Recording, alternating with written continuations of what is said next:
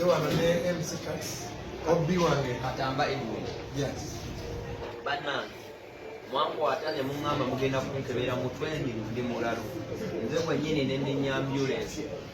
Ne muntu ala mu rehab ndi mulalo. Rehab temunampa ku ddagala ly'abalalu. Buli kumpa ARVs zange. ARVs zange zinabana zeeranda nimbuzi mwambi. Mukute eddagala ly'emulako mulinsiryeko. Mugamba ndi mulalu neyambuddeko. Muganye ndaba abaana bange ndi mulalu sinsiyale. Omuntu omulalu atuula ne pasika. Munsibyeyo wiiki namba mbagamba njagala kulaba abaana bange muganye okubaleeta. Mbagamba eddagala lyammwe siryagala mulireka. Munkuba empiso zammwe ezeebasa buli omwagalidde. Mundiisa bubi. Mundiisa kawunga na bijanjaalo, muceere na bijanjaalo. Kawunga na bijanjaalo, muceere na bijanjaalo. Ninga mubbi nina gwe nabba ku mmwe. Nina sente z'omuntu ku mmwe ze nabba, nina omuntu gwe najja kuwadde essimu mu abambonyaabonya. Munfuukidde ekizibula kubanga mmanyi UN egenda bbawa sente. Sente za UN sigenda zikola okugjako nga njagadde. Sijja bikola okugjako nga nze njagadde. Sijja byonna mu bikole. Sijja bikola ebintu bya UN paka nga nze nsazeewo nze Katamba Edwin. Ntoloseeyo mbuuseeyo. Bamwagala kulaba ntoloseeyo, leeta kamera. Gano mabwa ga fensi, leeta kamera. Ntoloseeyo. Sivuddeeyo mu ddembe. Ntoloseeyo. Sivuddeeyo mu ki? Sivuddeeyo mu ddembe. Sivuddeeyo mu ddembe. Munkutte munfudde omulalu, omuntu omukulu. Emyaka gyembeeredde ne siriimu bulijjo nga temujja nga mulina. Mbadde ne siriimu emyaka 9 nga temwajja kunzijanjaba. Mulaba UN ezze mutandise okungwirako eddalu. Sigenda bikola ebintu bya UN paka nga njagadde. Nati ngenda kuyamba ggwanga naye ate sijja kuyambira ku peesi yaabwe. Bo baagala nkolere ku peesi yaabwe. Muli kubba ssente z'abantu buli kanaku wano mu UN. Ate mwagala okuteeka mu katemba wamwe w'okubba abantu. Sigenda bikola. Baagala kunkwata na foosi. Mbundi muguwa ddalu buli we bansanga. Nanti we banansanga bagenda kwekwasa ndi muguwa ddalu. Baddemu bankambe. Simanyi nze njala kuba naawe.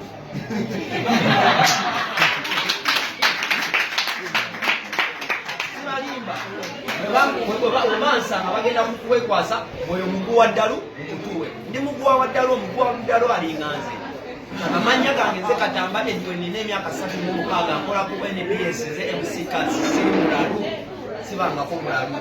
Nagenda e London, mama wange olina ebipapula ebyo. Nagenda e London ne bankebera omutwe. My own mother wasasudde miliyoni 3 memory yabo.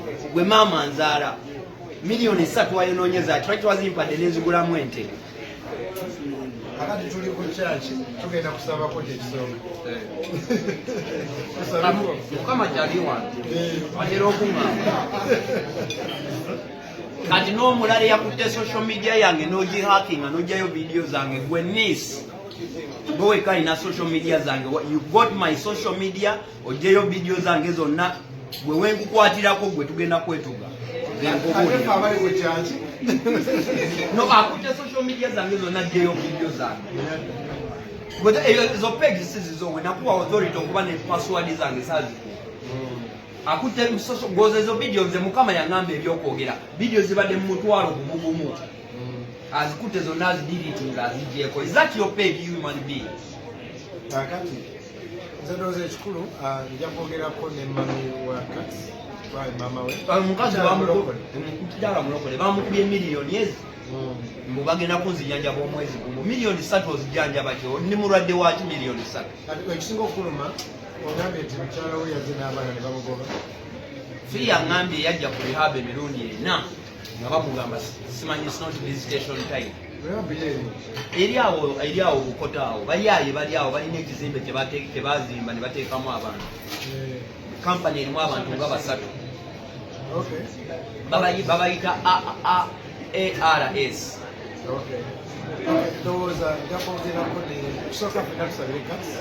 Siri mulalu baganda ekinnuma siri mulalu siralukangako namwe mumanyidde emyaka gyonna siralukangako.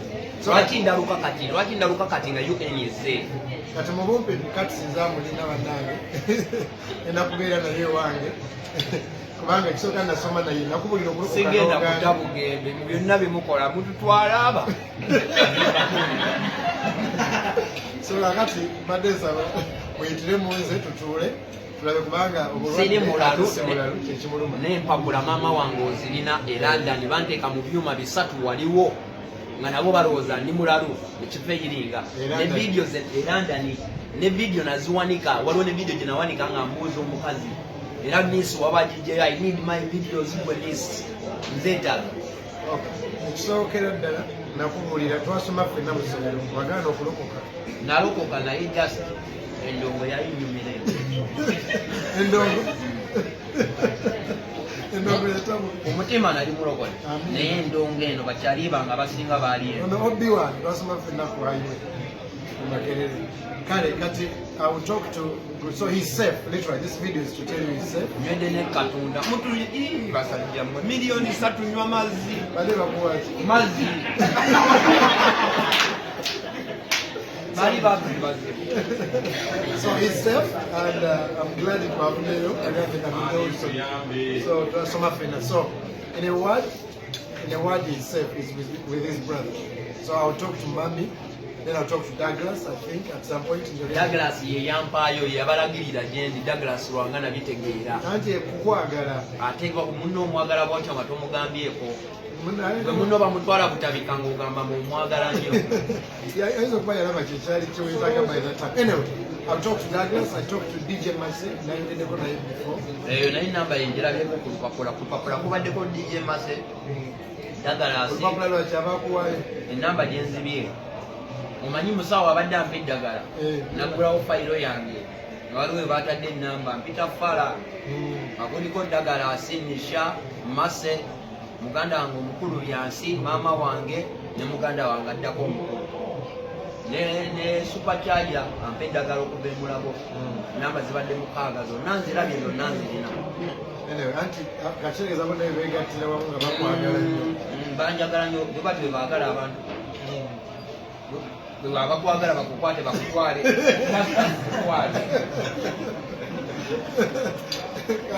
he's fine, he's with me at my home and he will be safe. I think I'll meet Mami and Douglas and Mercy tomorrow and whoever I'm supposed to meet. But he's fine. Nemanyi gyendi Tebamanyi ate tubagambi enda kubaawo ogenda kumaawo oba tetukisange tukipositive teekayo ate bajja kunoonya nga tebandaba ate enjuzo zonna bazimanyi teekayo sikulimba abasajja banfudde okulaba ekyekituufu era abantu mukaaga mukulu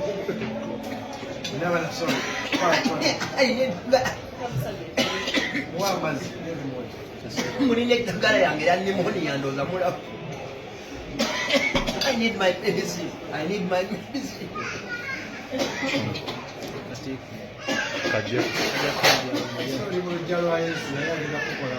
balina eddagala lyange balina emedde baaliwanga I think that's it. Mami, I'll talk to you, Douglas, I'll talk to you, DJ Mercy, when I'm never fine. He will be fine. You know, sitting in the just marry him or choose. I think a woman.